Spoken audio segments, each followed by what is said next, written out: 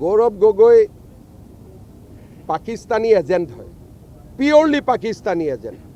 আৰু মই কোৱাৰ কাৰণে সাহস আছে যদি মোৰ ওপৰত ডিফামেশ্যন কেছো দিয়ক। He is a pure Pakistan agent. মোৰ লগত যিমান তথ্য আছে মই যিদিনাখন আপোনালোকক দিম সিদিনাখন আপোনালোকে গম পাব he is a 100% Pakistani agent. He has been planted by foreign power in the state of India, in our country. He is a planted person. আৰু তাৰ উপযুক্ত প্ৰমাণ লৈ মই কথাটো কৈছোঁ।